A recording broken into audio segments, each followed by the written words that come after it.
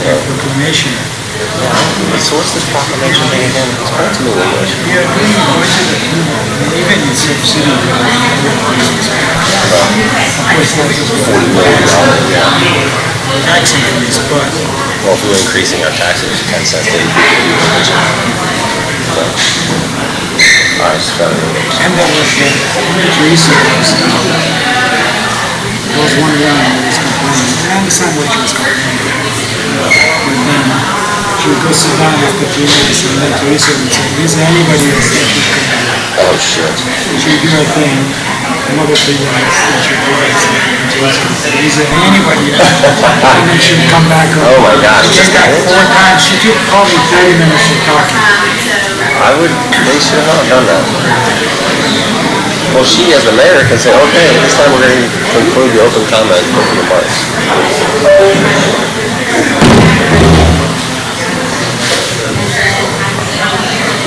Forgot her name, right? Andrew? What's her name?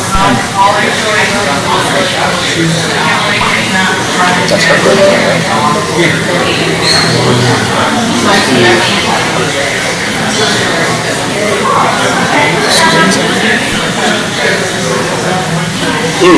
Rabbits. I thought it'd be real people tonight. That's what I'm saying. I mean, it's the budget.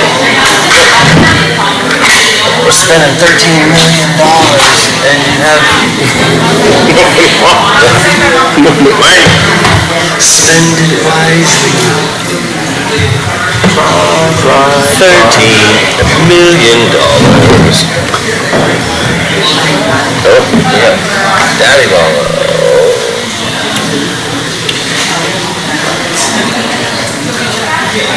Yeah, hello, how are you?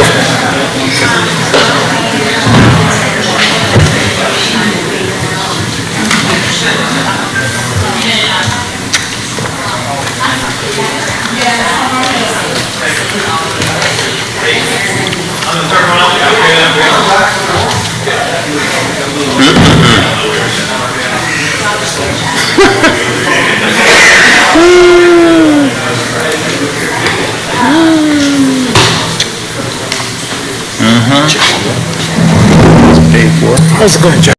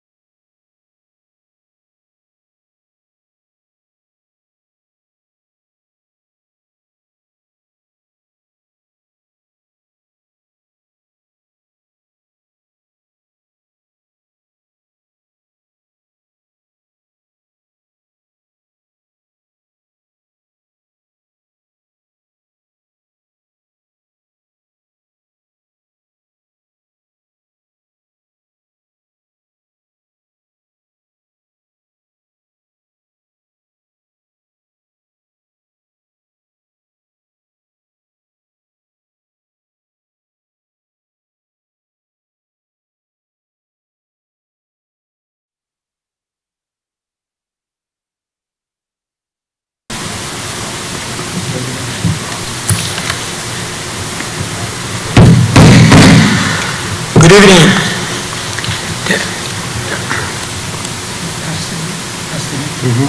He's here, front row.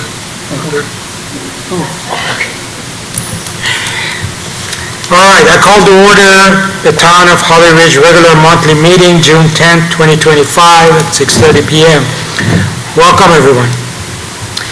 And for the first time, I welcome all those people who are watching us on YouTube channel.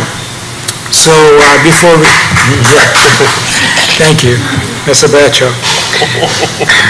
Okay, Pastor Nick Adams from Gathering Church in Surf City will do our invocation. Let's pray. God, thank you for all these people here. Thank you for the town of Holly Ridge, and thank you for just letting me be a part of it in some small way.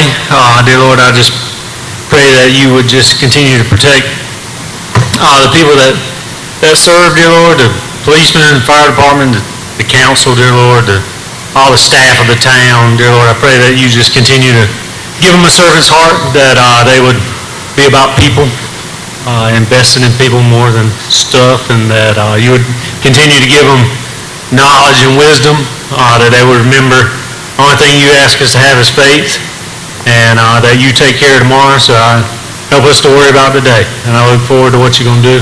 We love you. Amen. Amen. Thank you, Pastor. I pledge allegiance To the flag of the United States of America and to the republic for which it stands, one nation, under God, indivisible, with liberty and justice for all.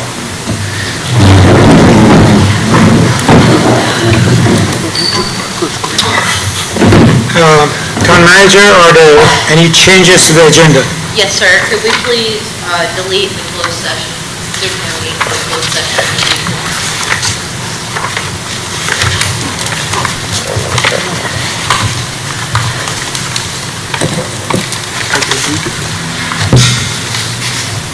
Okay, And I'd also like to make a motion to remove 9D.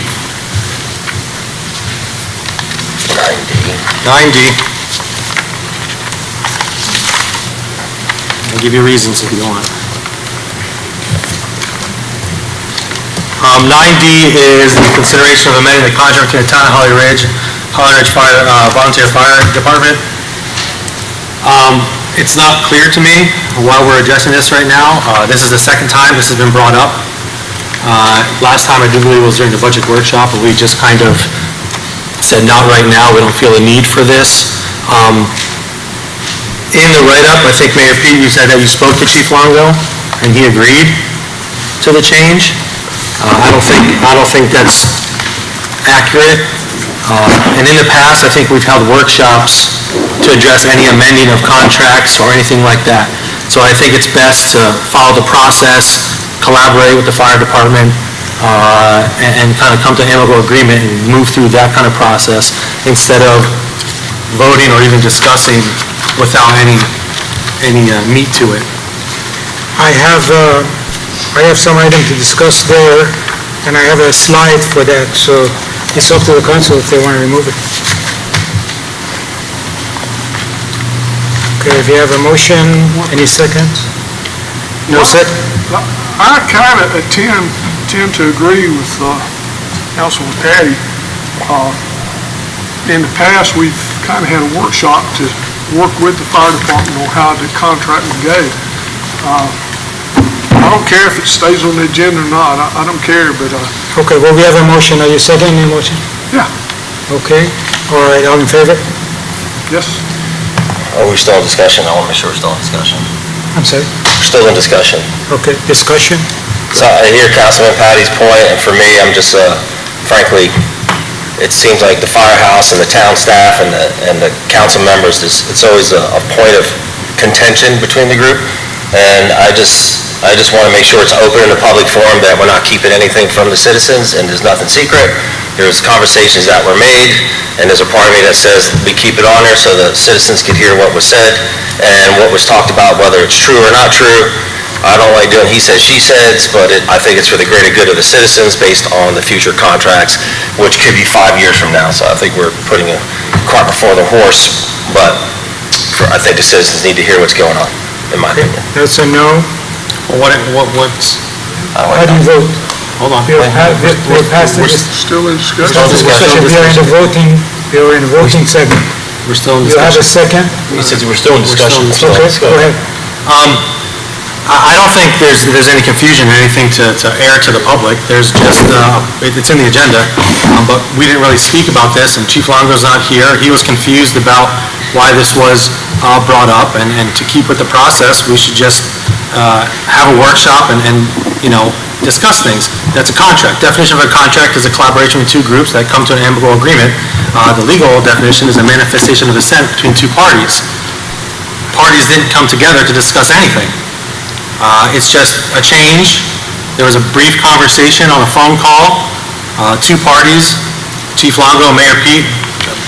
I don't think they understood each other, or one thought there was an agreement, the other did not. So I don't think we should be discussing anything until we can actually hash it out, collaborate with the fire department, and see what both sides agree to or not agree to, and then we make that decision, and the workshop's the best. So I don't know what we're presenting tonight without that process moving forward. As I mentioned, I have a slide on that. We did discuss it. I sent an email to this council telling what was discussed, and I have a recommendation when we get to 9D about the course of the decision on 9D. So that's my view. So I think we have a first, a second. You said yes. I said no. Yes to what? Motion to remove 9D. Okay, so yes would be remove it? Yes. Okay. So it's your vote. Yes. No. Okay, for those in the audience, just letting you know, Councilwoman Hall is not here. Based on our charter, if one council person is not here and the vote is tied, the mayor has a tie-breaking vote. So my vote at this time is no, and the item stays on the agenda. All right. Let me just have some opening comments before, I know we have one speaker that has signed up. Welcome. Do we have to approve the agenda still? We did we're going to, we made it. Okay, like a motion to approve the agenda? Motion? Motion? Second. Second, all in favor? Yes. Yes. Yes. Okay, the agenda is approved with the amendment of removing the closed session. Good? All right, one more time, I'd like to welcome everyone in attendance. We may have some hiccups with the live stream, but hopefully everybody will forgive us until we have a better bandwidth. We love your participation and the comments from the audience throughout this meeting. We have an excellent agenda, and hopefully everybody enjoys participating in this meeting. As I mentioned to you, the tiebreaker rule, so there may be other ties in voting during the rest of this meeting. So please understand, in our town, mayor really doesn't have a voting power unless one council person is missing and there's a tie vote. All right, now, I open the floor to those people who signed up to address the council. You have 3 minutes. In this case, Ms. Stebelin, please join us, and you have 3 minutes. Good evening. My name is Melissa Stebline. I'm a member of the Summer House community, and I have a question for you. I looked at the budget and I noticed that this council has picked GFL to be the garbage pickup for our area again, gave them a 5-year contract, and as you know, they've been a disaster in our community, dripping hydraulic fluid in front of our homes every time they come in, dropping garbage. You've been sent pictures, we've complained, and you gave them the contract for 5 years. My question to you is, did you put a performance clause in their contract? And if you have not, will you consider doing it? Because it's just not getting any better, and all we do is complain, and we don't see anything happen. Thank you. Thank you, Ms. Stapleton. Normally, in this type of situation, in general, we don't make comments regarding what the issue that has been brought up, but I'm going to just make exception in this case. I'm going to ask our town manager to just give a brief overview of the issues you've brought up. So, Heather? Thank you, Mayor. So, yes, we did put a performance You have to bond. turn it, can't hear you. Is that better? Is that better? Can you We hear? did put a performance bond in place. It's outlaid in the contract for several, if the trash is missed, if there's hydraulic fluid leaking, there's fines and penalties. And they have certain timeframes which they have to have those issues resolved in, or there's additional fines. Mayor? Of course. And just for the record, I had that question too, because I wasn't a fan of theirs either.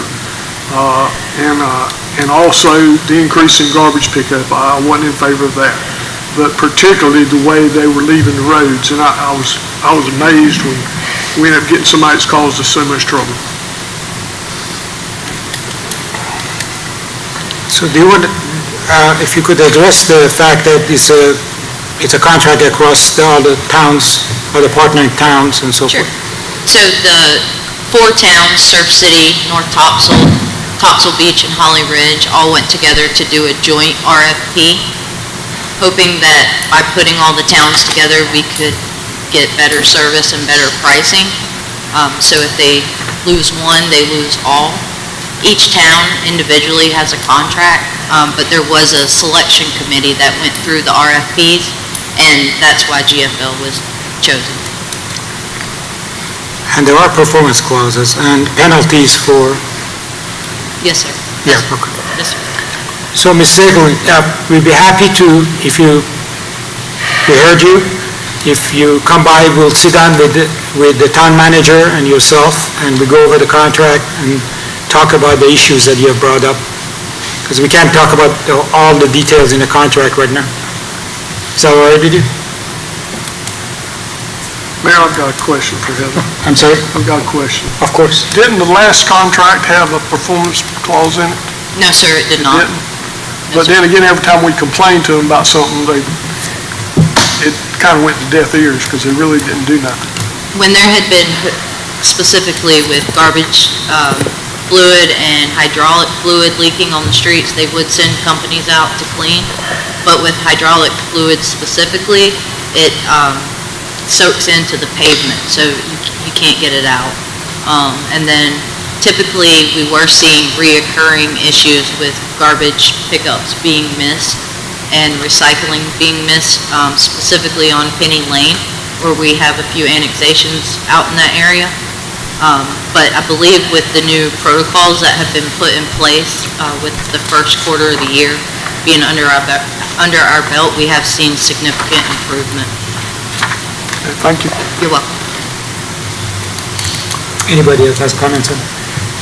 I know, Mr. Evelyn, I know I posted that performance on the neighborhood website, and then there's also a direct number, correct, to call GFL? It's best to call as soon as possible as you see whatever issues, get that on record, and then those performance standards or that performance clause will kick in right away. Again, the idea was to come together with the 4 towns. GFL is kind of buying up all the little garbage companies. It's a tough situation, for sure, but, report those incidents, and they will get taken care of. If they're not, you can call me, call the town, and we'll put some pressure on them, for sure. But thanks for bringing that up. Okay, we're going to move to item B, adoption of proclamation number 2025-1, titled "A Proclamation Honoring Local Town of Holly Ridge Veteran, Mr. Grady Bitter." Councilman Walter Zabicki will present this proclamation. Please. That's what we do, okay. Mayor, if we could please have a vote of the council, please. I'm sorry, To approve the proclamation, we just need a motion and a Oh, vote. okay. A motion to approve the proclamation? Motion. Motion, Second. second. How do you vote? Yes? Yes. Yes. Yes. Okay, thank you.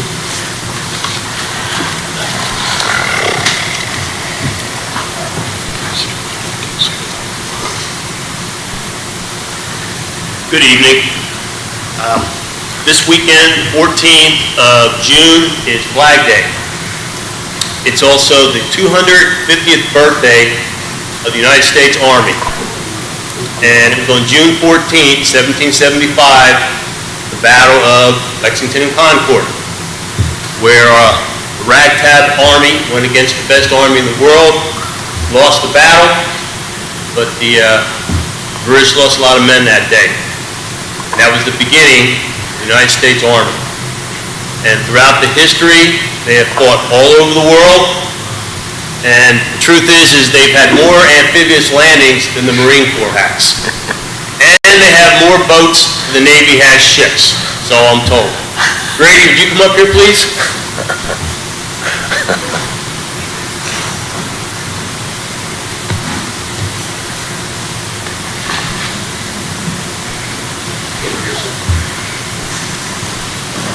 This is proclamation number 2025-01. You can look at the old one. There we go, there we go. That way they see you. Proclamation honoring local town of Holly Ridge veteran, Mr. Grady Bever. Whereas the town of Holly Ridge holds the highest regard for those who have bravely served in the armed forces of the United States and proudly honors veterans whose lives exemplify courage, duty, and service to both country and the community. And whereas Grady Bever, a valued resident of Holly Ridge, North Carolina, was born in Concord, North Carolina. After completing high school and attending college for 2 years, he made the selfless decision to enlist in the United States Army during a time of war, volunteering to serve in Vietnam. And whereas Mr. Bever completed his basic training at Fort Bragg, North Carolina, he went on to receive his advanced training at Fort Benjamin Harris, Indiana, where he was trained as a data processing equipment operator.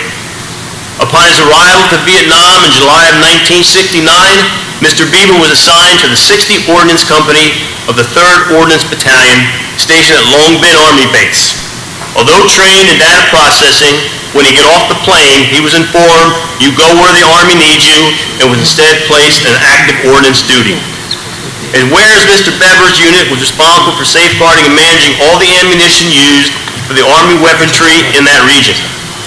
During the day, the ammunition dump was guarded by tower posts, but at night, he and fellow soldiers manned perimeter bunkers equipped with M60 machine guns, M14 rifles, grenade launchers, and captured AK-47s to defend against regular Viet Cong attacks. And whereas the base came under enemy fire on a nearly bi-weekly basis, enduring mortar and rocket fire that made constant vigilance and both day and night patrols essential. In times of heightened enemy activity near the base, Mr. Bever and his fellow soldiers were deployed to confront and repel the threat directly. Whereas after completing a year-long tour in Vietnam, Mr. Bever was assigned in July 1970 to West Germany during an especially tense period of the Cold War. There he served at a nuclear weapon depot with the 9th Ordnance Company. Upon arrival, when informing his first sergeant of his data processing training and his prior ammo experience, he was asked, "Bever, can you type?" And Grady said, "Sure, I did all kinds of typing and do term papers and all that kind of stuff." He said, "I have a job for you." And he was assigned to a job which was very sensitive, top secret, so he had to get top secret clearance, which further demonstrated his reliability and integrity.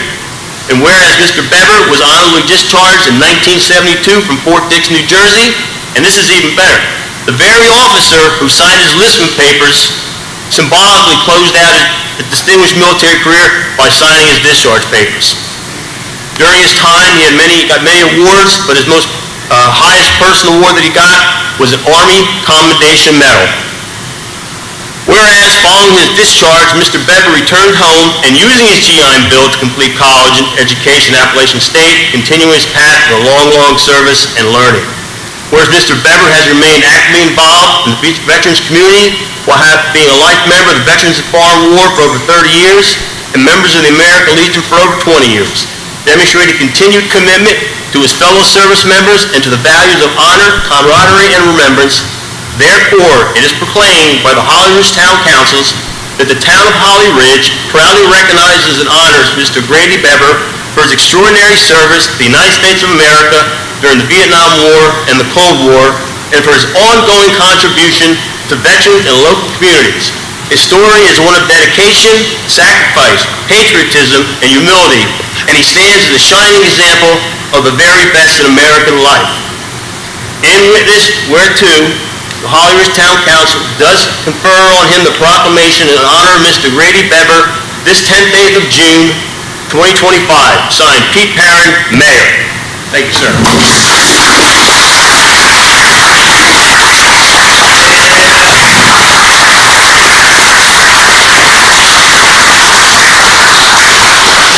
like the members of VFW and American Legion and the auxiliary to come up here and take a picture with Grady. He is a member of our VFW post. He's also a member of the American Legion. Are there any other veterans in the audience? Any other veterans? Me.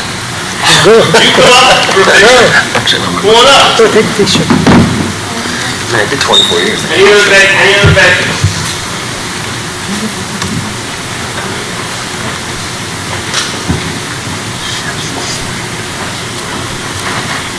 Come on, Coast Guard. Open eyes. Great. Here's your proclamation. All right.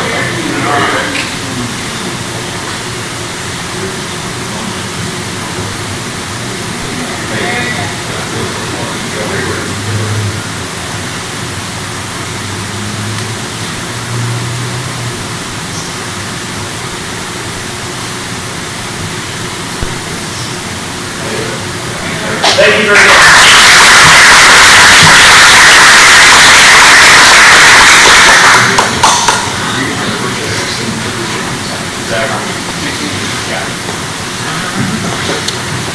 I'll write that. Congratulations, Mr. Bever. Congratulations. Thank you for your service. Thank you for all you do. Thank you, sir. It's of great value to our community and our nation as well. Thank you so much. Thank you very much.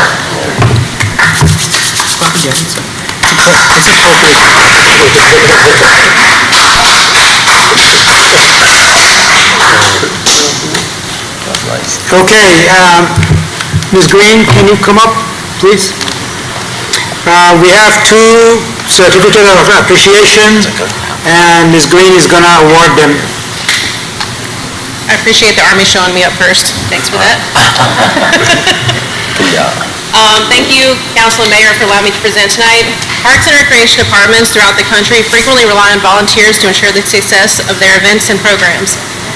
These dedicated individuals bring energy, creativity, and a sense of community spirit that are invaluable to our initiatives. Their contributions not only enhance the quality of our programs, but also foster a sense of ownership and pride among residents. It's through their selfless efforts that we're able to offer diverse and engaging activities, making our parks vibrant centers of community life. If I can invite Ken Bradshaw, Tony Rosinski, join me up front.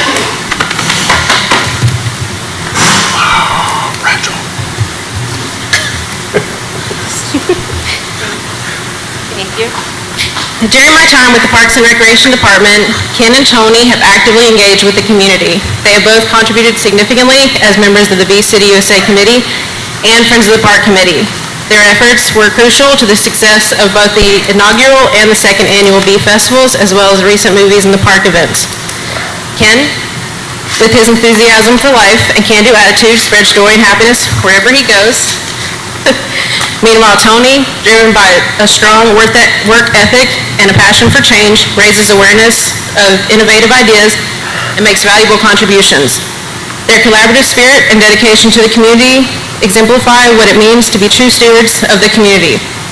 Through their dedication, Ken and Tony have not only enhanced the lives of those around them, but have also positively impacted the Parks and Recreation Department.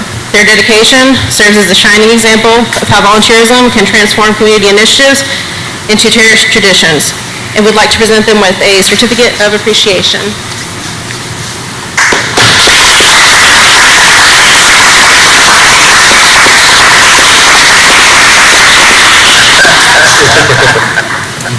That's all. Mayor, Mr. Bradshaw just had a birthday too. He's 35 again. Congratulations, Mr. Bradshaw and Nick. Do you know how many's on live stream by chance? Can you tell how many's on live stream? How many? 14. 14 on live stream. 14 is on live stream. I was curious what that was. Okay, we are going forward to public hearing, especially regarding budget. No, oh, I'm sorry. We have, I'm sorry. My mistake. We are fortunate to have Onslow County Emergency Services Director, Mr. Bradley Kinlaw. I invite you to come up. Thank you so much. Sorry, I missed the item here.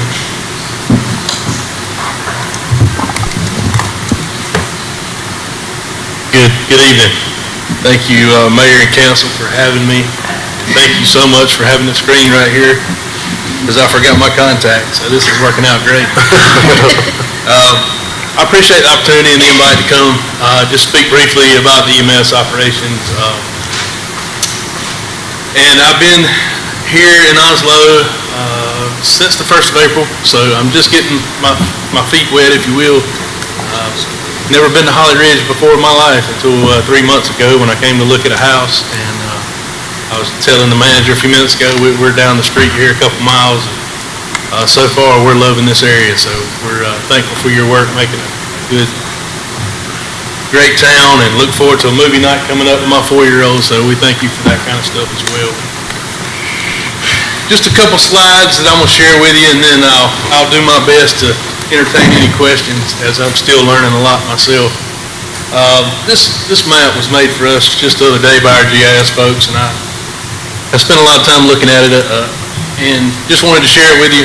It's just simply the 2024 map of the calls that have occurred in Onslow County, just for your reference and your knowledge. Again, I'm going to have a couple slides, kind of county data, and then I'm going to kind of zoom into this area just a little bit. Countywide, we have 9 EMS trucks that are on average. Some days that's 8, some days that's 11. On our night shift, we normally have 6 on average. Both shifts have 1 battalion chief. We have 2 captains, kind of one that is assigned to this area, or this half of the county, one to the other half. And depending on the day and the day of the week, we have 1 to 3 community medics that can answer calls. They have a lot of other duties, but emergency response is at the top of their list. And they respond to a lot of the higher acuity calls. Overall, for our EMS operation, over the last 12 months, we've answered 28,000 calls.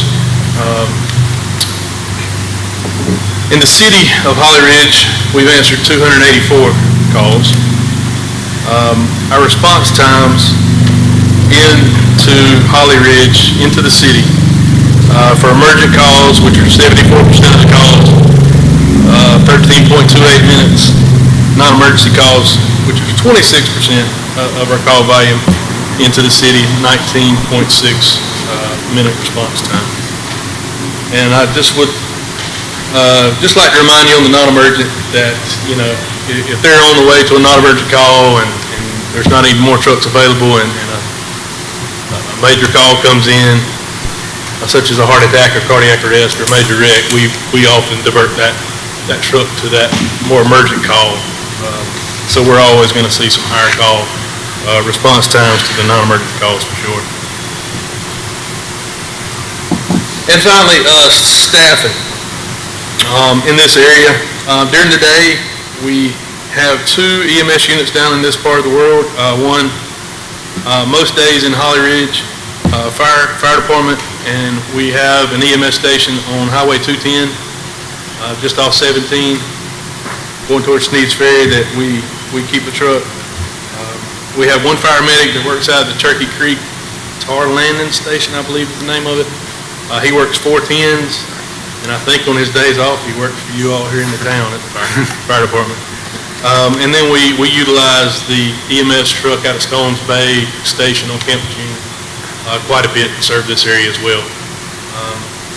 What I didn't put on the slide is the assistance we get from Pender just about daily to help support our call volume. Night shift, we keep one truck on Highway 210 here, and then we always depend on, again, the Campus Union truck. We are currently really focusing on recruiting. That's been a limitation, it sounds like, for some time since COVID. We've made some strides over the last couple months that I've been here, bringing our vacancies down from 19 to 14 so far. So we're going to keep pushing in that front and hope to get more truck staffed every day. So that's kind of the information I wanted to share with you, kind of an update of where we are currently. And again, I will do my best to answer any questions, again, as I'm still learning the daily operations. Is there anything you need from the town? I don't know of anything at this point. I think in the future, we may can collaborate on some things, and, so we certainly I'm going to evaluate every area of the county to see how we can better serve our citizens. We're just certainly not to that point yet. We've been really focused on budget stuff, as y'all have, I'm sure. So that's definitely on our radar over the next 2 or 3 months, is to do a great survey of the county and see how we can improve our service. Are you up to full staff yet? Are you up to full staff? No, sir. No, we have several EMS vacancies, and we're currently recruiting for a fire chief to lead our fire division head to lead our staff on that side of the house. And we were just graciously given a few more positions in the budget that will help us in our mission to make a better emergency services impact on the county. Sir, when was the last time that the EMS did not a survey, but as the populations have grown here, when's the last time that the EMS has looked at the population and say, oh, here's the population of Richlands, here's the population of Stump Sound, that maybe we need to reapportion stuff? When's the last time that's happened? That I do not know prior to now. I do know that is in process. Okay. I've seen some of the visuals, new building permits. I've seen some population, some heat data maps, like I showed you a minute ago. Right. The last couple of years. And we have started some preliminary conversations about where we need to, especially as we potentially move into building new EMS stations, where we need to maybe shift those across the county, but we have not finished that draft report, so I would hate to speak to it. Do you still have like a seasonal one over there at North Hopsville? It is my understanding, I asked that very question today, that since COVID and the staffing issues, that has not occurred. So I encouraged our staff today to let's take a good look at that before the weekend and see if that's something we need to try to pursue. At this point, it's going to have to be with overtime, so we really want to take a careful look at that before we pull the trigger. So that way, that would give us 2 EMS, at least during the summertime, in some Sound area. Okay, thank you, sir. Yes, sir. We are currently looking at that. Okay, thank you.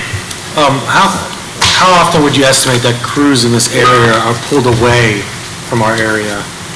Because I hear that happens often, that they're here, then they get pulled daily to Jacksonville. I do not know the answer to that as far as fact, but I do know that occurs all over the county every day. That is, when trucks get busy, we move other trucks to station on standby, and it just occurs every day.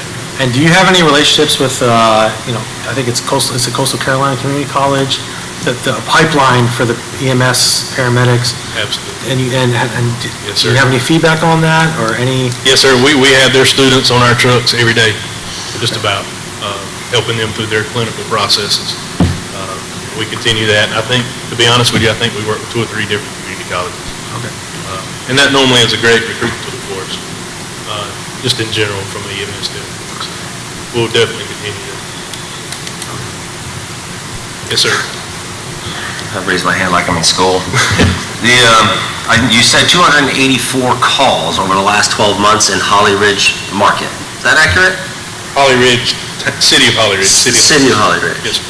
Is that a cross-reference with our Holly Ridge Fire Department? Because the only reason I'm asking is they average 40 to 60 calls a month that we get on a report, which takes me to 700. Why would there be a disparity between the numbers that we get from Holly Ridge Fire Department for EMS versus the county potential? Sure. I do not know without looking at it. I had our 911 center folks pull this out of Come on up to the mic. Yeah, it's cool.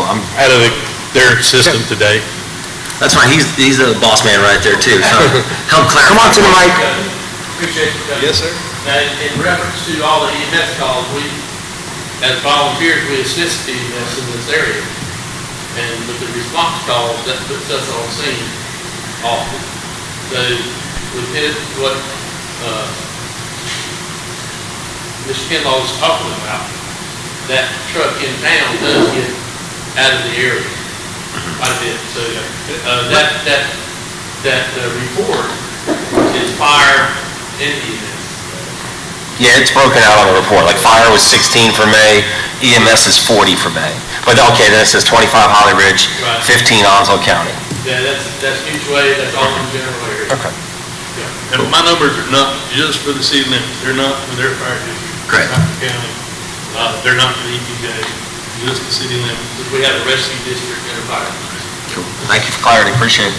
And with the new ALS program, I think We have a fire, actually a paramedic, a bigger than 4 days a week.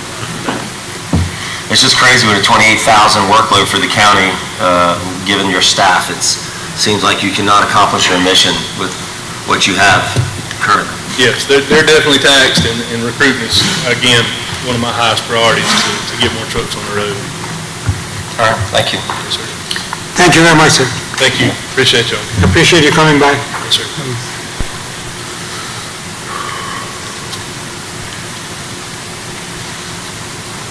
Okay, normally during this time, we have public hearing on budget approval. Nobody has signed up.